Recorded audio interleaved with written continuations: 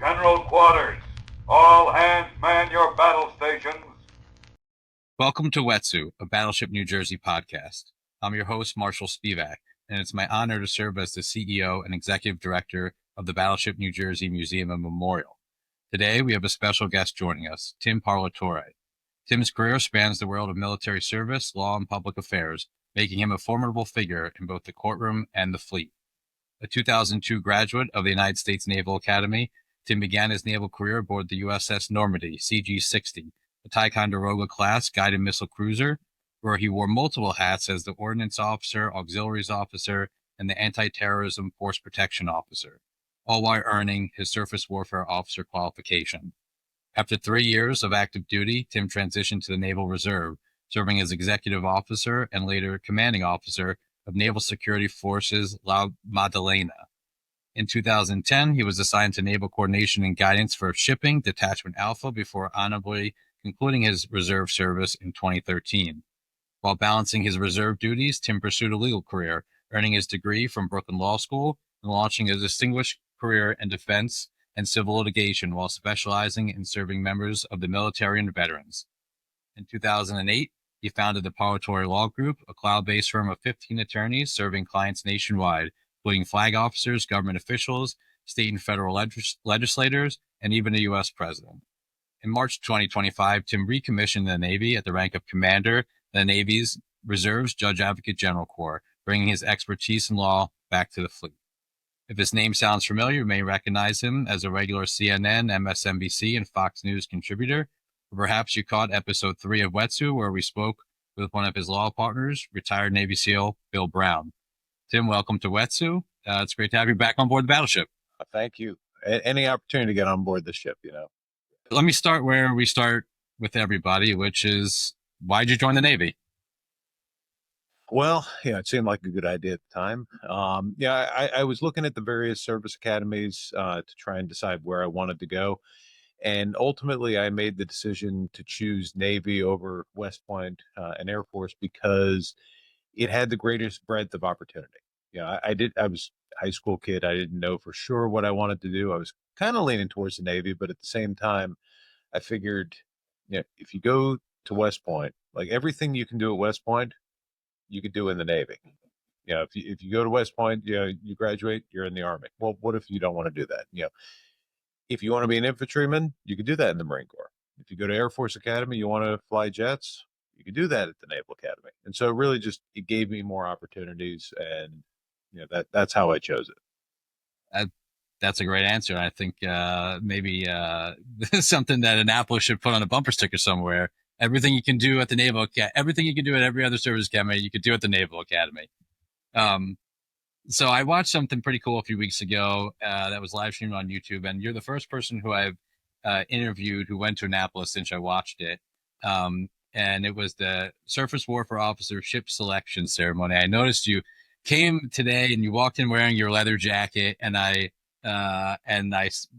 specifically noted all the very crisp leather jackets of the midshipmen.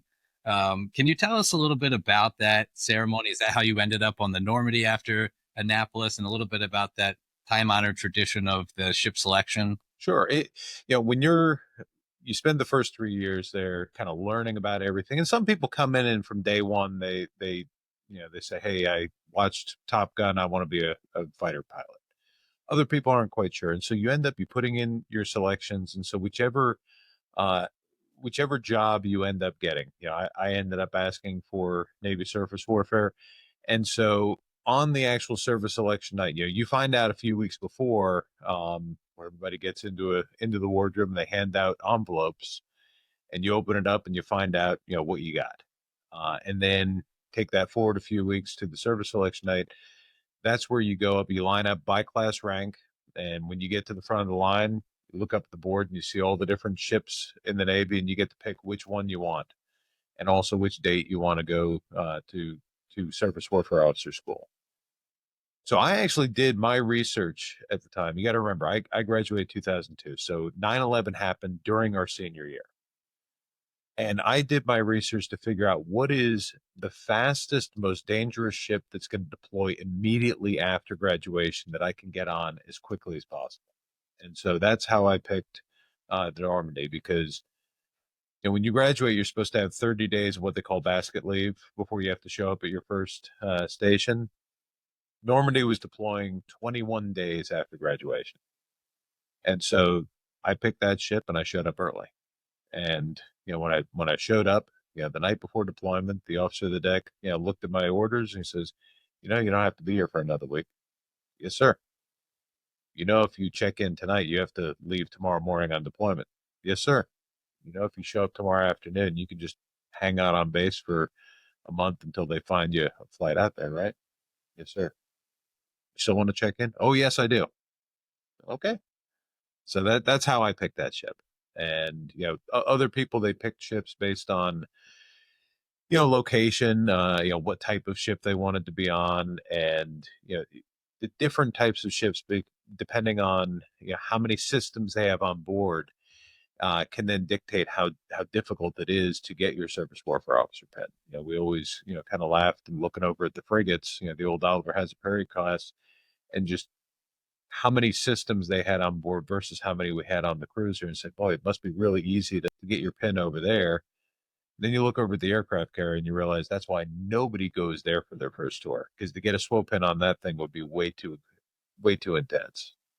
So Yeah. Well, so you sort of hit my next question right on the money. You said you graduated your senior year from Annapolis in May. A few days later, you're on a ship. You're deploying as part of George Washington Battle Group. You're a 21-year-old guy, just graduated from the academy. You get thrust into a position of authority on the ship of about 330 sailors and officers. And for someone who's 400 with the air debt. 400, for someone who was listening, who may be interested in applying to the Naval Academy, going to the Naval Academy, can you tell us about that transition from midshipman to, officer at sea deployment? Clearly, the 9/11 aspect is a big one as a part of that, but I would love to sort of just hear about that transition. Sure. I mean, it's definitely intense because, you spend your first 4 years preparing for this, and then you get out there and, so I've only been a midshipman, less than a month ago, and you show up as an ensign and they assign you to a division. And so all of a sudden you're standing there and you got, 20, 30 sailors standing in front of you and they say, all right, sir, you're in charge of these people. Tell them what to do. And, luckily, if you have a good chief petty officer, that's who you really need to rely upon.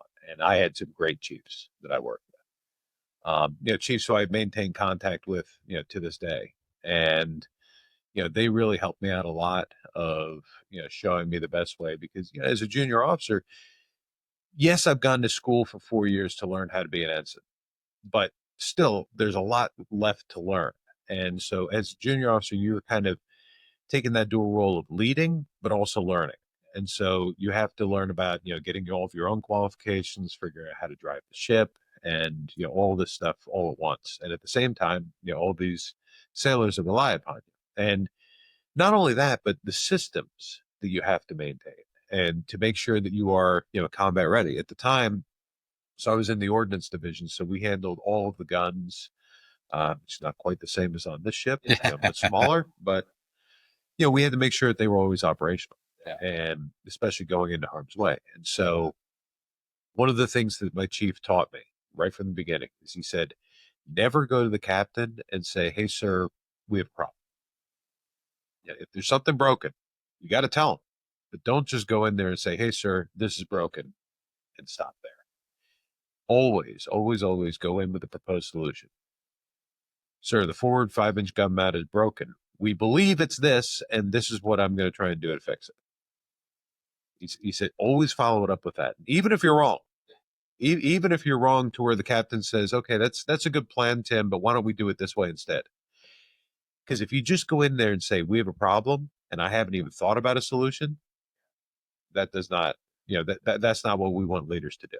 Yeah, no, absolutely. In fact, you made a great point about, working with and learning from your chiefs. We still to this day try to do that on board. We have the second largest chief selects event of the reserve in the whole country. And every August or September, we welcome about 100 chief selects on board, and we have another 200 chiefs who fly in from all around the country to be part of it, and they stay here for 3 or 4 days. They bunk overnight in the crew bunks, and they live on board. They basically take over the ship for like a week. But it's a really great thing, and I love it. Really just brings the ship back alive again, especially when you've got the active component on, and folks in uniform. They're doing their drills and they're doing their different things. It's always just a really special week for us here on the battleship. But Probably get a lot of good maintenance done. yes, we do. Yes, we do. All the great work. They're very helpful with that. And you were a program coordinator for the Naval Academy's Blue and Gold program. We do, over the years, we've worked with the service academies a lot. In fact, we're working with one right now for an event on board. What is that program? And, for someone, again, who may be interested in going to the academy, how important is it for them to connect with, someone who's an alumni? So it's a mandatory program where every candidate, gets assigned a blue and gold officer that's local to them. And, that is how they really get their interviews done. You serve a dual role of both helping to guide the candidate through the process and also interviewing them and evaluating them, so that you're both helping them and also evaluating. And so I did a lot of interviews, during that time. And I don't do it anymore, but at the time we were, managing basically everybody in New York City. And you got to remember, to get into the service academy, you need a congressional nomination, and so they take a certain number of people from each congressional district. And so, depending on where you lived within New York City, would dictate how competitive it was to get in. So, the kids in Staten Island was intensely competitive, but kids in the Bronx or Harlem, there would be less candidates than spots open at times.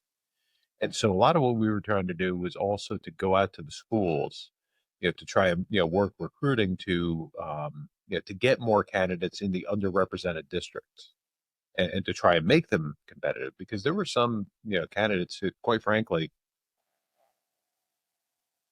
we would recommend, okay, this person is probably not going to make it, and they would still get in because they were the only person in that district. Right.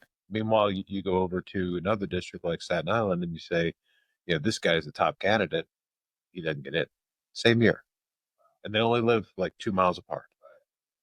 Interesting. So on the Normandy, you developed and implemented physical security plans and were responsible for the security and small arms training of the 400 sailors on board. Now, during the battleship's deployment, as a capital ship, 3 out of our 4 commissionings, actually, we housed Marine detachments, Mardettes. I'm wearing my Mardette hat today.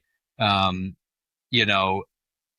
about that, and certainly in the, post 9/11 posture, right after 9/11, what are some of the things that maybe you, were doing differently that you might have pre 9/11?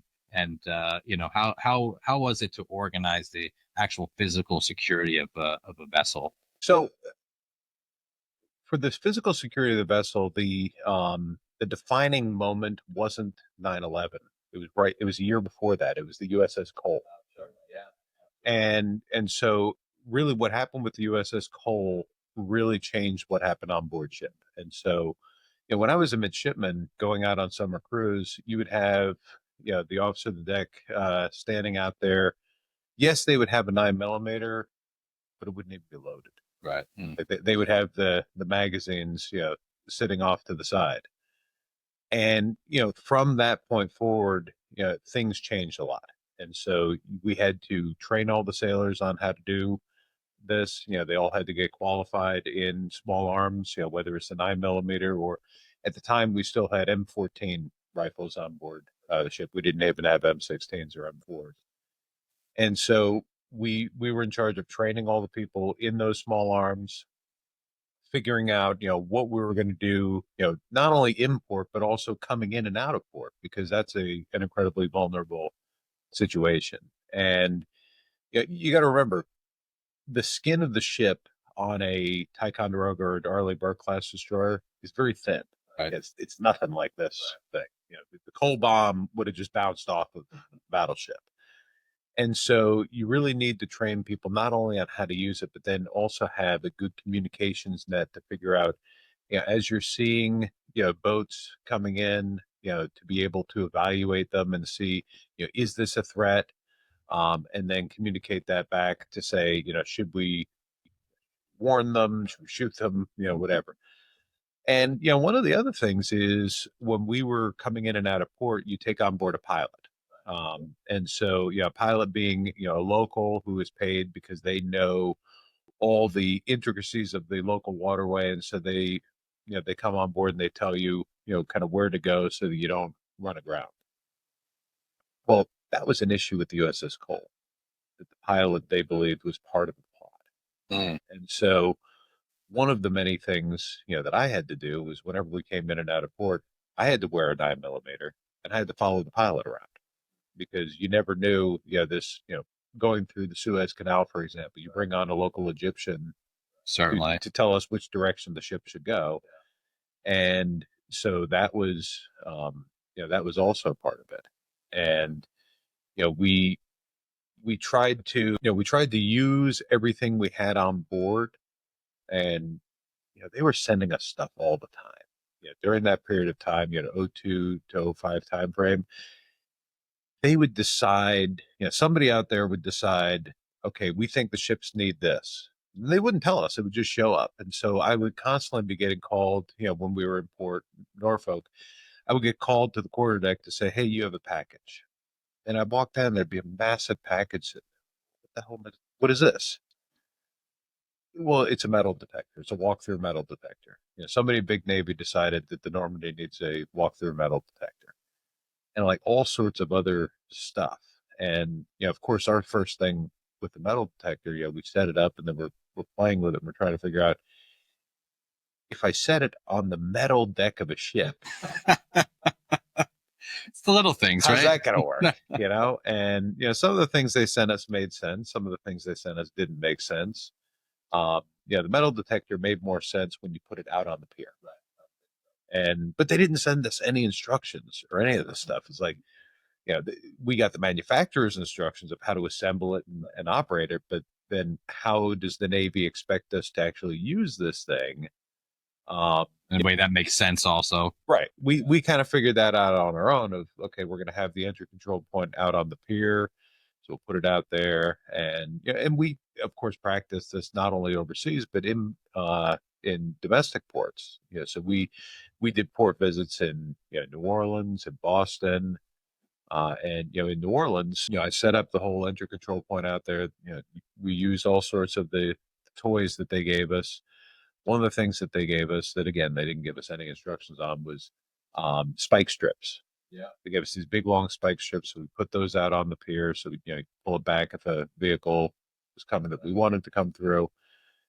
And so one night we got the spike strips sitting out there, and one of these New Orleans police cruisers comes up, and my sailors are trying to tell him, "Hey, stop!"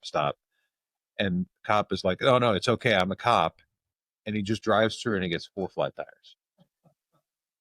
And we're sitting there like, dummy, did you see us telling you to stop? It's like, well, I figured, you're in my city. I'm a cop. You can't really tell me to stop. I'm like, well, we stopped you.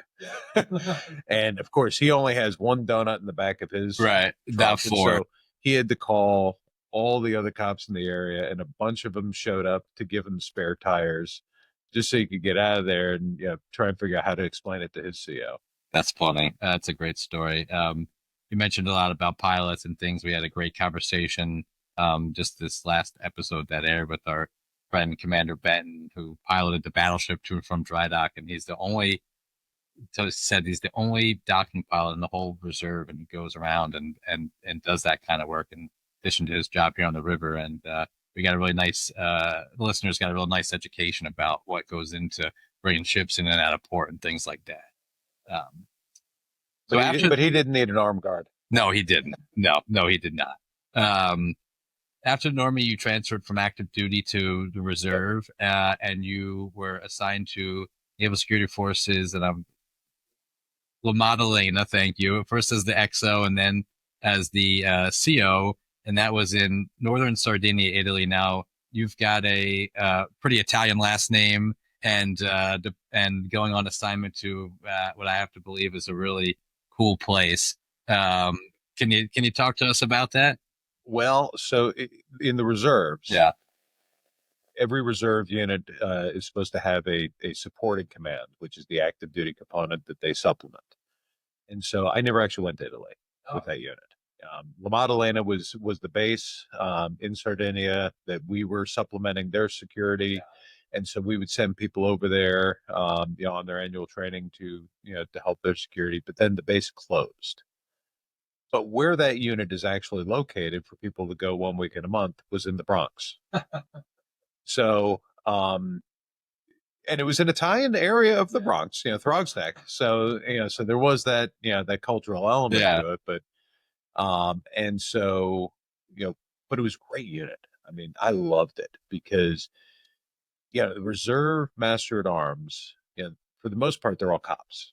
Right. And so we had, I think, like 50 sailors in the unit. 90% of them were NYPD. The rest were various, federal agencies. There was one fish and wildlife cop. We called him Fish Cop. And, when I was the CO, when I first came in, I was the XO and the CO, really an OIC, because not a commissioned unit. He was another service warfare officer. He then transferred out, and it was me and another lieutenant, Tony Lanzelotti, and we were there together. He's a federal agent. I'm a criminal defense attorney running a unit full of cops. Yeah. And he was a Merchant Marine Academy grad. I was a Naval Academy grad. He was a little bit senior to me. So, they just kind of came to us and said, okay, one of you, because the CO had left, somewhat unexpectedly, said, okay, one of you is going to be the CO, one of you is going to be XO. You figure it out. So we looked at each other. Sounds unusual, though, for the Navy. It was a bit unusual. And so we looked at each other like, okay, we got to fight it out. I said, you're senior, you're CO. He says, no. I spent all my time on merchant ships. I don't know enough about the Navy. You're CO. And so we fought. He won. And so I ended up in charge. And he's a tremendous friend. He's one of my best friends. And we still hang out all the time to this day.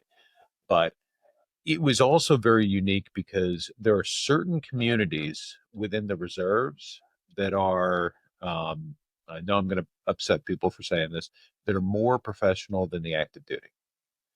The Master at Arms is one of those communities. Seabees is another one, because the reserve Master at Arms, a lot of them are cops on the outside. They have so much experience. And so I walk into this coming off the ship and I see a sailor, wearing one chevron. And so I have a certain expectation of their experience and professionalism based on what does the third class petty officer look like on the ship? This dude's a first grade homicide detective with the NYPD. Nothing like what I'm expecting. Yeah, I have a first class petty officer who's a lieutenant in charge of all the counter narcotics in Queens. So, those guys and girls, they were so professional and so good at their job. And, then we a lot of times would also supplement security for Fleet Week in New York. And so we did that. And then one year they decided, we'd rather have the active duty. Somebody at Big Navy thought, active duty sailors are better than reservists. So we'll do this. The problem is once you put in reserve or active duty Master at Arms doing that job, you've gone from people with a lot more experience and a lot more understanding of the city to 18-year-old kids that are treating Midtown Manhattan like it's downtown Baghdad. And the right. And so the NYPD, details that were integrated with us kept asking me like, Tim, where are your guys? What happened? We have all these guys that are not understanding the city, and it caused some problems. They had one security incident where they believed that somebody with a Middle Eastern accent had called up asking too many questions about the ship, and so they considered this a threat. They didn't recognize the accent. It was a Hasidic Jew. And so when they showed up for the tour, all of a sudden they're sitting there, they're expecting a bunch of Middle Eastern terrorists to show up. Instead, they have what they believe is the Amish showing up. I'm like, you're wrong on both counts, dude. Right. Certainly. But it sounds like your experience in the force protection role in Normandy probably helped you. Oh, yeah. for that. Yeah. Very much, very much. You had something in your bio that I would be remiss if I didn't ask you about, and that would be your time on the U.S. Navy marksmanship team. I would love to hear about that, and I think people would be certainly interested about what that is and what that team does. So that was something I started to get into when I was at the academy, and it's competitive high power rifle. So we use, when I started, we were still using M14s, and then we transitioned to the M16, AR-15 platform, shooting competitions, iron sights out to 600 yards. So it's all long range shooting, and I loved it. It was a lot of fun when I was at the academy. I continued it. When I was on Normandy, we actually, I took a small group of gunners mates, and we ended up competing in the fleet rifle matches, and I think we took fourth. Our ship took fourth place with small command in the fleet forces matches. Yeah, a lot of fun. That's cool. We're actually in the midst of planning what will be the first ever battleship skeet shooting tournament right here on the ship. And it's probably been a long time since there's been any sort of live ammunition shot from the deck of the battleship. We're looking forward to doing that this summer. So while you were in the reserves, that's when you went to law school. Did you always intend to go to law school? Was that something that sort of came about later? So the first 3 years at the academy, I thought that I wanted to be a Marine Corps infantry officer. And so I had kind of focused all my training on that. And it was during my junior year that I had two experiences that really kind of shifted my thinking. The first experience was the summer after junior year. We went to Quantico for the summer for leatherneck training, where we got to, really get a taste of every aspect of the Marine Corps.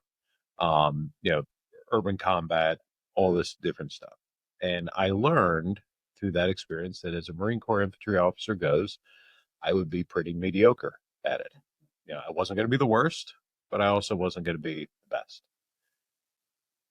That combined with a situation where my best friend got in trouble.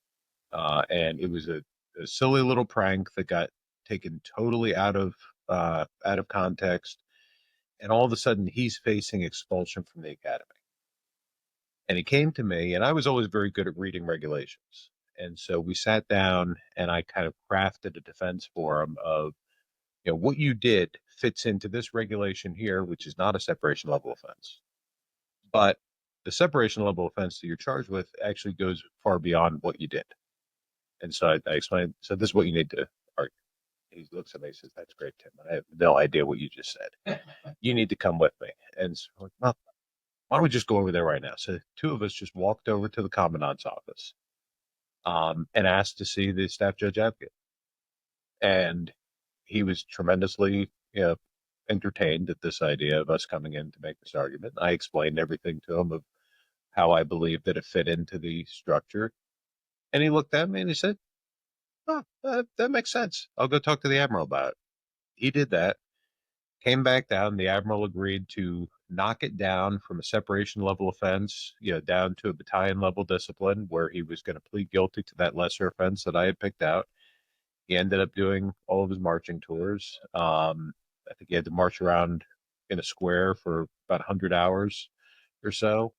So he didn't get kicked out. He went on to a very successful naval career. Today, right now, he is the commanding officer of USS Zumwalt. Those two experiences combined to make me realize the thing that I've been chasing for the past 3 years, I will not be the best at, but this is something that I have a real talent for, something I really enjoy, and something where I can really make a difference. And I saw it in my friend, because I saw how he went from the utter despair of his entire life being taken away from him to being saved. And so that's when I shifted, and I started to really pursue the JAG Corps as a goal. And I talked with all of the the JAG officers on the yard. At that point, then we were taking the law for the junior officer course. My instructor was Lieutenant Aaron Brew, and I talked with him a lot about it. And I tried to figure out, because there's no way to go straight from the academy into the JAG Corps. That doesn't exist. The fastest way to get from there, to a JAG commission is to go through surface warfare to get qualified. And then once you get qualified, you can apply for the law education program. And so that's what I did. I went out to Normandy. I loved being a surface warfare officer, but I considered it to be a stepping stone towards what I really wanted to do. I applied for the law education program and I was rejected. And so that's right after that, they were looking to downsize the community because at the time they were decommissioning all of the Oliver Hazard Perrys and all the Spruance class destroyers, and yet still producing the same number of ensigns every year. So we have way too many ensigns. They wanted to get 300 volunteers to leave active duty early. And so I thought, okay, I'll do that. I'll go to law school on my own. And once I get my law degree, while I'm in law school, I'll apply to come back in. And so that's what I did. I went out to law school and I put in 2 or 3 more applications to try to get back onto active duty as a JAG officer. Those were all rejected as well. And so I continued my reserve time as a surface warfare officer. Operating engineers are the men and women that move mountains. And the Engineers Labor Employer Cooperative, ELEC, puts them to work. They create opportunities for the men, women, and union signatory contractors of Local 825. Repaving our roads, keeping our homes bright and warm, and even building our favorite team stadium. We understand infrastructure. That's why ELEC and Local 825 are ready to get to work. And then eventually, after a couple career experiences, you founded your own firm. As I mentioned, cloud-based firm. You've got 15 attorneys and staff. I think you sort of just explained it a little bit, but my question is, what are some of the most valuable skills you gained in the Navy that have served you well as a lawyer, but not only a lawyer, but also a business leader? I think people sometimes forget, folks who own and operate and run law firms are running small businesses. It's an entrepreneur. Yeah, it's an entrepreneurial experience. And without question, I always say I learned more from the Navy about how to be a lawyer than I learned from law school.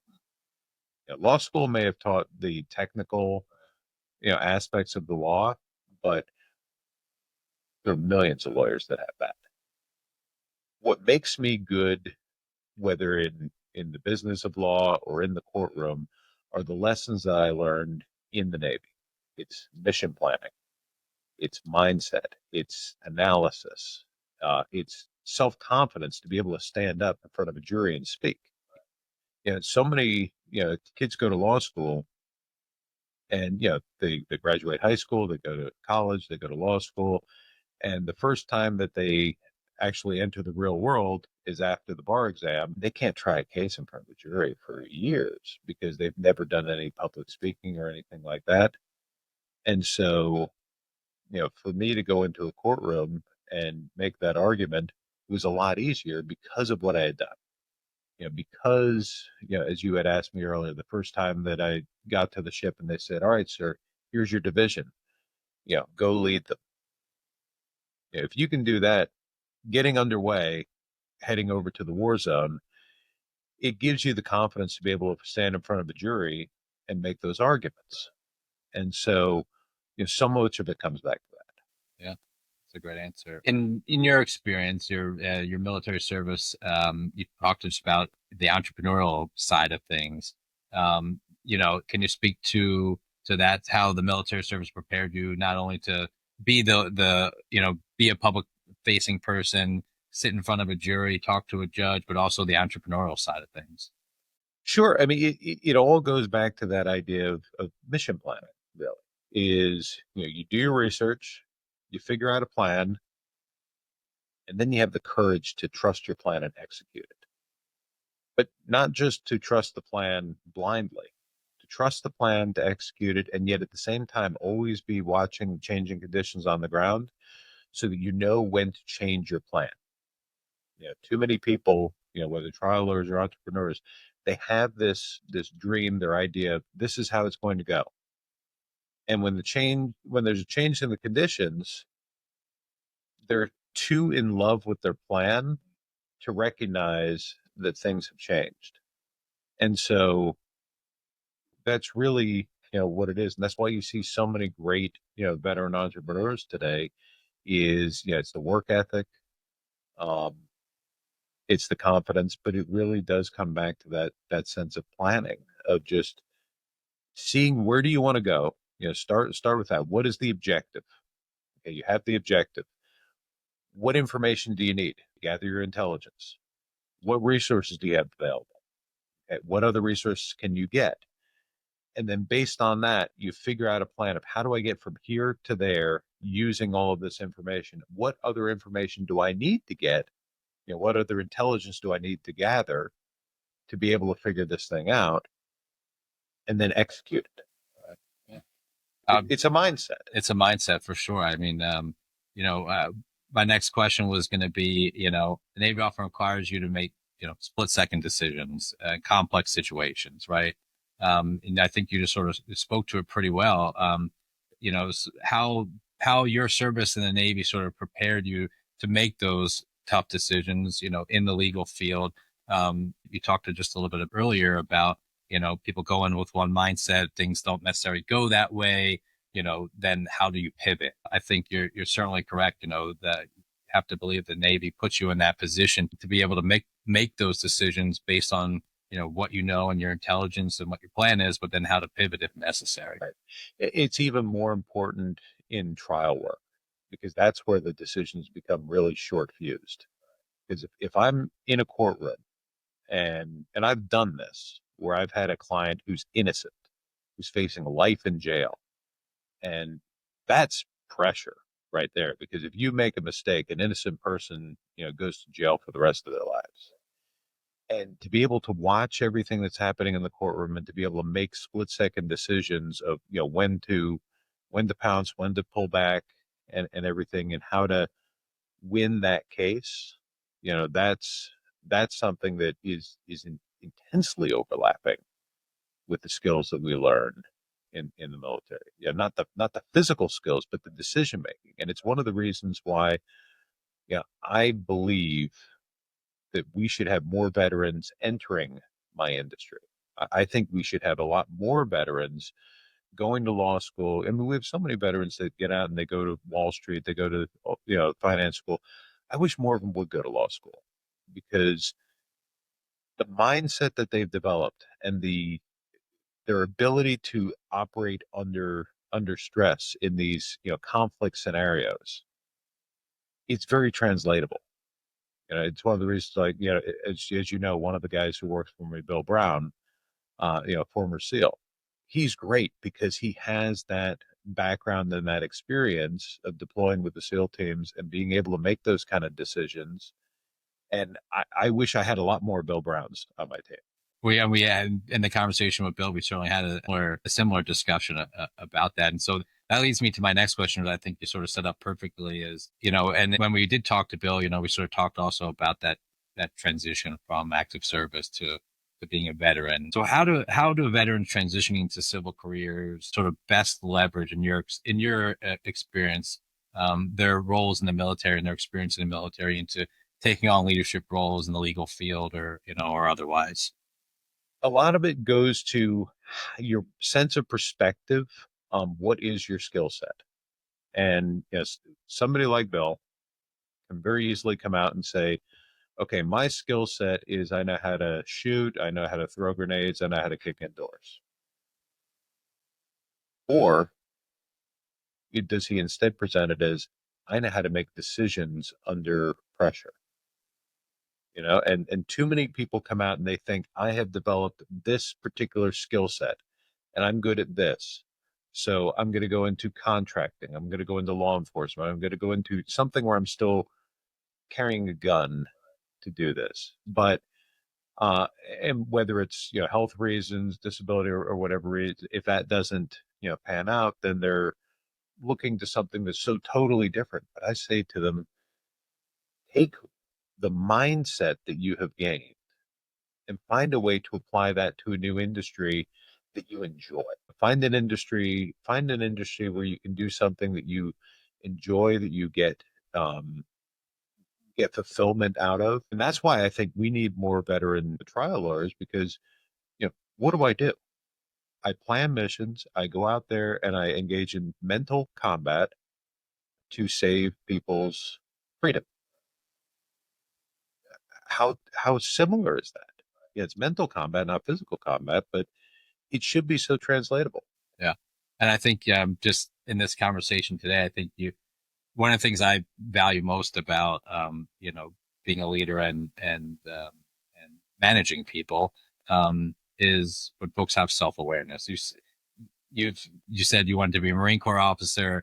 You saw maybe you'd be sort of average, middle of the road, maybe not the best, and you went somewhere where you better than okay, better than okay. But you went somewhere that you knew that your talent, you would really excel. Right. And I think to your point about just using Bill as the example of, well, okay, I know how to carry a gun, I know how to kick down a door, but maybe it's not even that awareness. Maybe it's not even a lack of self-awareness, but maybe it's even they don't even, that mindset of that's not even something I'm even thinking about. I know I can kick in doors. I know, what to do with a gun in my hand, but, not thinking about, well, this is really at its core, a decision-making Right. field, a leadership field. And I think maybe sometimes, and having talked with a lot of folks who have transitioned over the years from being in the military to then being in a civil career, they might not even realize that that's something that they're good at, or that's something that, that maybe they should focus on. It's true. I mean, it's a different style of combat, but if you put down the gun and I instead teach you the art of cross-examination as your tactic of combat,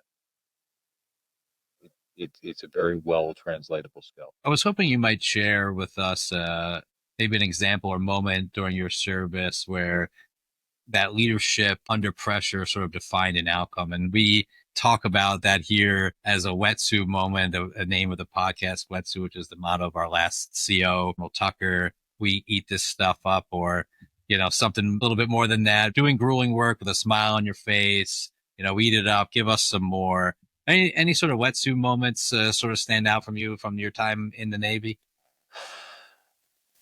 Hurricane Isabel. It was fun. So my captain, Matthew Streeter, best captain ever, which is why, of course, he was not competitive for Admiral, because he was such a great captain. But he was awesome, and we would have followed him to the ends of the earth. And so Hurricane Isabel came. It was going to hit directly into Norfolk, and so they sorted the whole fleet out. And so we're all, out at sea, intense, roles and everything, and we have to do an underway replenishment. And so we're getting alongside, and of course the swells keep pulling us apart. We parted lines and everything, and I just remember him sitting on the bridge wing, chain smoking cigarettes. This being 2004 time frame, and as he finishes each one, he'd throw it down, down towards the water, and it would go right past the fueling station. And these kids would be so scared of it because, like, oh my gosh, the lines parted, fuel is right all over the place, and the cigarettes coming down. And you kind of have fun with the kids on that because they're so scared of it, and they don't realize that the flashpoint of diesel fuel marine is, I think it's it's 120 degrees. You have to heat the fuel up before it'll light up. You could basically, they love to take, with new kids, they would take a beaker full of fuel, throw a cigarette right in it, and watch them duck behind the table. And it would just go out like it's in water. But yeah, I remember that experience. It was so seemingly dangerous and intense, but had a lot of fun with it.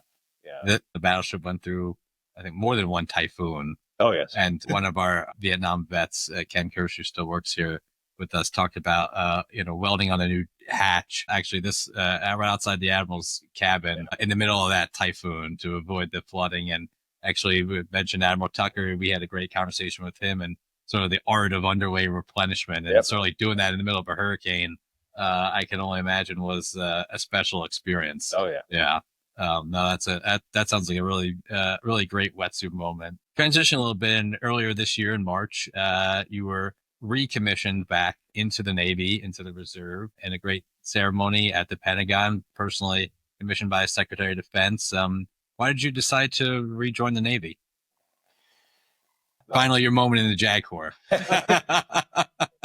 So this is kind of a culmination of a whole bunch of different things.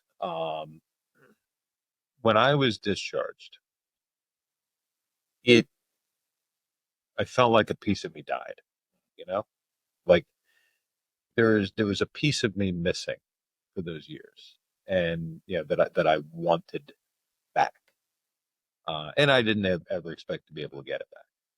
I started doing a lot more military defense cases, a lot more court martials. Of course, the most well known being Eddie Gallagher. I tried that case, and in doing those cases, I really learned how lucky I was to have been rejected by the JAG Corps all those times, because how I learned how to try cases in New York City from these, legends of the criminal defense bar, all the guys that tried the John Gotti trial. Those are the guys that taught me how to try a case. And when I saw how things were actually operating in the JAG Corps, as opposed to on the TV show. One of my favorites growing up, but yes. Love me too. They don't really fly Tomcats all the time. Right. But I realized this is a system that can be made so much better. And it's not that difficult. I mean, they have a lot of talented people that they don't train. And I've always said, as the Navy, we do a lot of things really, really well. We train the greatest fighter pilots in the world, greatest ship drivers, greatest, maritime commandos, submariners in the world. And yet we fail to train people how to conduct basic criminal investigations, prosecutions, and defense. And why is that? We can do it. We just don't. A lot of it because the JAG Corps, unlike any other government legal agency, is a tiny little pyramid that has no laterals whatsoever. Yes, they have a couple of laterals where a lieutenant will switch over from SWO to JAG, but you've never had an Attorney General of the United States of America that started from law school to DOJ and just climbed up the ladder. Every single one of them went out and got experience somewhere else. Vast majority of them spent some time doing white collar defense work. So they've seen the other side of the system. And yet you've never had a Judge Advocate General of the Navy that's ever been in a U.S. District courtroom as a lawyer. They've never been outside the system before. And their training at the JAG school is them training themselves. It's still the people within this tiny little pyramid. And it's so obvious to me when I go into these military courtrooms, they're not bad. Some of them are bad people, but they're not all bad people. There's some great people there that just don't know what good looks like. And they're certainly missing that outside experience to really show them. Right. And it's something that I'm very passionate about. I'm very passionate about justice. I'm very passionate about taking care of service members, and those two things combined, that when Secretary Hegseth, was nominated, and he's been my client for 8 years now. I've represented him a long time in his personal capacity. And so when he got this job, and I talked to him, and he wanted me to do something, and I said, well, I can't give up my civilian practice. That's I have too many people counting on me, right. From employees, clients, bank that wants me to pay the mortgage. There are too many people counting on me to give up my civilian job, but I would give anything to be able to come back in on a part-time basis as a reservist and reach in and see what I can do to help the Navy. And what I initially said was the Navy JAG Corps to improve their training standards and teach them to do the things that I've learned how to do. And of course, the Secretary's response to me was, you need to think bigger than that, because, the Army would benefit from this too. Yeah. Actually, he said, you need to crush some skulls in the Army too.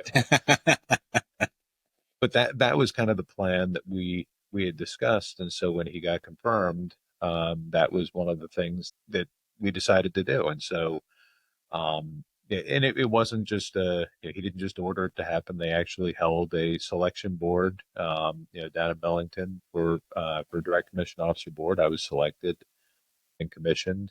They gave me, service credit for the 13 or for the 12 years that I was out, based on the experience that I had gained. They gave me that credit towards the additional rank. So they did bring me back in as a commander, which is, commensurate with my level of experience.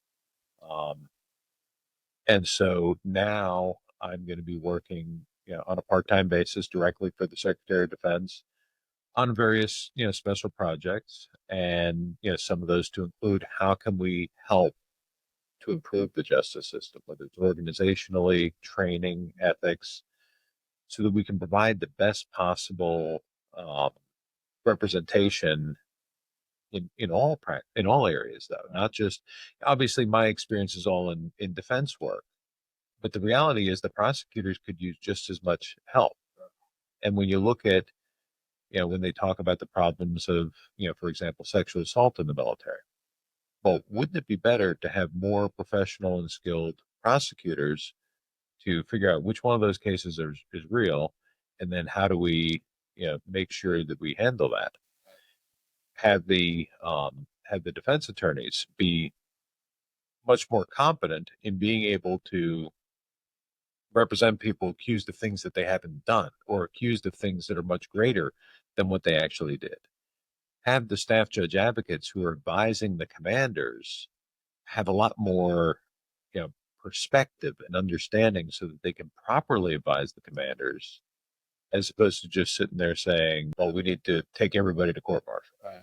Right. Yeah, I think you brought up a really good point, and it's actually a very similar point of something that sort of bothered me about my 4 years at college, and I had a great experience. I loved every second of it. But one of the things that bothered me was I had already, started working in government and doing things in government and in politics from a very young age. And I would get to school, and the political science professors were all people who went to undergrad, went to, got their master's, got their PhD, and now they're teaching. And I'm like, these people have no experience out there in the world of running a political campaign, of being a congressional staffer. Maybe one or two of them did.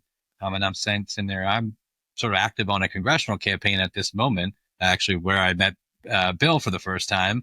And I feel like I'm almost telling them things that, of how it's working in, let's say, quote, the real world, as opposed to what you're teaching in the classroom. So I think it's a really valid point of, what it does to have that sort of outside experience, and not just you've done this, okay, now you've done that. And I think your point about, an attorney general who's just worked his way up, through DOJ, but hasn't really done anything else outside of that.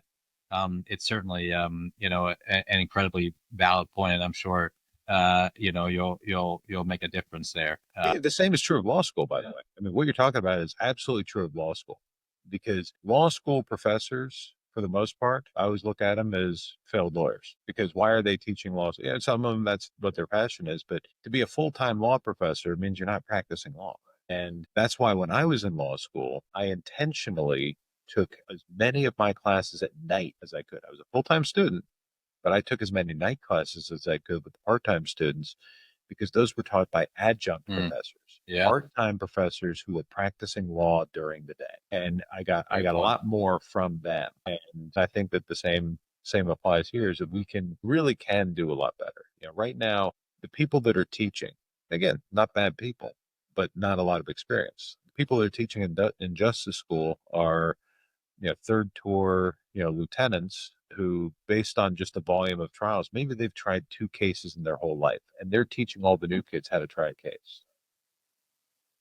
And yet we do have people out there, whether it's reservists or, bring in adjuncts from other communities. Why not bring in somebody from DOJ that's tried 100 cases and have them teach principles of prosecution? Right. Why not, bring people from other services, because your pool is so small, and it's just the way that it's structured. Right. Yeah, that's a great point. In fact, like you, I took a similar approach to my issue, and I made sure I specifically picked out classes with people who had the experience that I maybe wanted to do one day. And I tell you, I was definitely better off for that in the long run. So I think you make a great point. The one thing I did want to talk about, it's one of the last things I have. It's certainly not the least. You're no stranger here in the Battleship. You got married on board. You just met your lovely wife, also an officer in the Navy Reserve, and you brought your daughter today, and you're showing off this iconic piece of naval heritage to the next generation, which is really, what our primary mission here is to make sure that people understand, what the sailors went through in the 1940s and World War II in the South Pacific and all throughout the ship's 4 commissions over the 21 years in the fleet. Why decide to get married on the Battleship? This was my wife's, then fiance's, mistake of allowing the groom to plan the wedding. I planned my wedding too, most of it. And so we were living in New York City at the time, and so when she first gave me the idea that I would have permission to plan the wedding, being in New York City, of course, my first thought was the Intrepid. The Intrepid is incredibly expensive to run an event on. And then when I started, looking into it, and I realized, well, wait a minute, the Battleship is a much better ship. Because I spent all my time on pointy nose ships, not flat top ships. It's a lot more affordable. I want to do it here. And then once I started planning that, then I went to my old CO, Captain Streeter, who I mentioned earlier. When we were on the ship, he had this idea in his head, ship's captain is allowed to officiate weddings. And so anytime any of us junior officers would start to get serious with a girlfriend, he would say, that's great. You got to get married. I'll officiate it. We'll do it on the ship. Nobody took him up on that offer. And it was one of those things where, like, I knew he really wanted to do that. And so I reached out to him and I said, hey, would you be able to, by now he's retired, like, would you be able to do this? We can't do it on Normandy. I'm going to get you a much better ship for a day, much bigger ship. And so he agreed. He came out. He loved it. And, we had planned this whole wedding. We had the ceremony up on the forecastle under the forward 16-inch gun mounts. And, my best friend, the CO of the Zumwalt at the time, was the lieutenant commander. He was the best man. And so they had, 3 SWOs sitting down with too much imagination. We came up with the script for the wedding. And so they had this whole planned out of, like, when it was time to officially announce us, man and wife, and you may kiss the bride. But they instead used, the first man came in and gave a report to the captain of, the range clear, gun lace out, request green range. And he says, roger that, green range, you may kiss the bride. And then they fired off the 5-inch saluting battery, right? Yeah. Which, of course, none of the people were expecting to all of a sudden have a gun, fire off simultaneous to the kiss. And then as everybody moved back, they got a tour through the ship. Because the reception was going to be on the fantail, right, on the flight deck there, and so they got a tour. We all went up to the to the bridge and to the to do the photos, and we got some phenomenal photos. Yes, you did. We're going to put one on the screen here, and I think you're when I saw some of your photos from your wedding, I'm like, this is the perfect marketing material for weddings on the Battleship, which we do a lot of and want to do more of. I was wondering if you guys did more of them, but so then absolutely. we did it on the fantail. They had, we did the sword arch, right next to the aft 16-inch gun mount. By now it was dark, and so as we come through the sword arch there, now we fired off another 5-inch round. Of course, this time it has the big fireball that everybody can see, and then right after that, totally coincidentally, across the river in Philly, there was something going on. I have no idea what it was, but they had a fireworks show. And it was so perfectly timed and perfectly placed on the river that everybody thought that I had done it. And it was extra credit. Yeah, it was a surprise to all of us. But I'm like, oh yeah, of course we got a fireworks display for the wedding. Those is what happens when you let the groom plan it. That's great. No, yeah, we still do a bunch of weddings, small and large. We do everything. We do high school proms. We've done boxing matches, concerts, wrestling, and that's not even including your promotion ceremonies, your retirements. We got a change of command, a Navy change of command coming up in a couple weeks as well. Yeah, just a perfect example. And your picture certainly, and your experience, I think, hopefully will maybe lead a listener to come do another event here on the Battleship. Tell you, the Battleship was brought here originally while I was in high school. And when they first brought it here, they had an event, and I came down for it.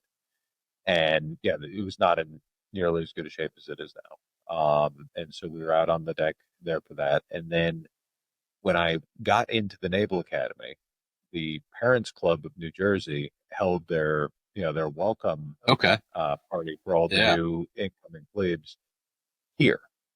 And again, it was still very much at the beginning, right? And so they hadn't opened up all the interior space, and so as I recall, we actually had it like up by the forward gun mounts, because at the time the only thing you could tour was the main decks, and so they had that must have been right in the beginning when the ship came back, right in the beginning. So we had the celebration of me getting into the Naval Academy on this ship. And then my wedding on the ship. So even though I never served on the ship, I definitely feel a very strong. Sounds like a good full circle moment, nonetheless. Oh yeah, that's great. Maybe I'll do my retirement on the ship. Hey, there you go. We would love to have it.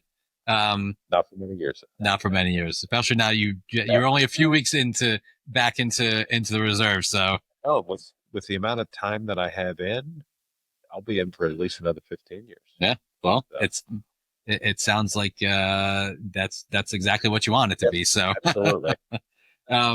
Anything else, Tim, you want to share for the listeners, or for the folks paying attention to this podcast, about your experience, about the Battleship, about your time in the Navy? The only other thing I would say is that I love studying history. I was a political science major at the Academy, but I love studying history, and particularly when you dive into histories like of this ship.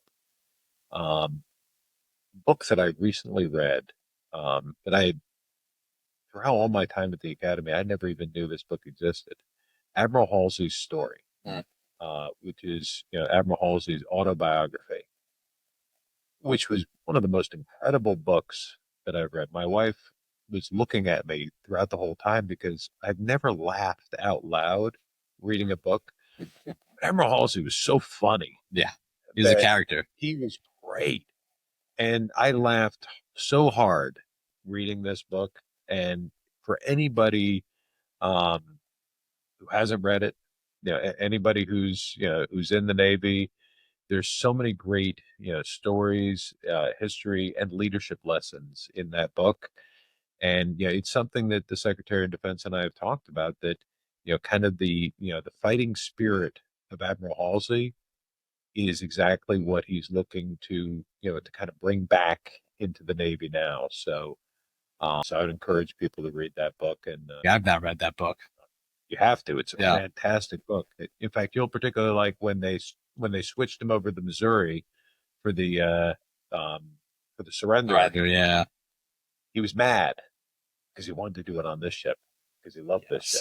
We talk about that often. If only we had a president who was at the time from New Jersey rather than from Missouri, we would be in a different situation. Maybe the ship wouldn't be here and open as what it is. But no, that's a great point. I'm certainly going to have to look for a copy of the book. Tim Parlatore, thank you for your service. Thanks. This was a really great conversation. Thanks for being with us today. It's great to have you back on the Battleship.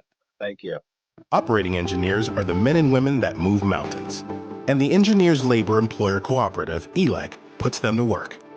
They create opportunities for the men, women, and union signatory contractors of Local 825. Repaving our roads, keeping our homes bright and warm, and even building our favorite team stadium. We understand infrastructure. That's why ELEC and Local 825 are ready to get to work.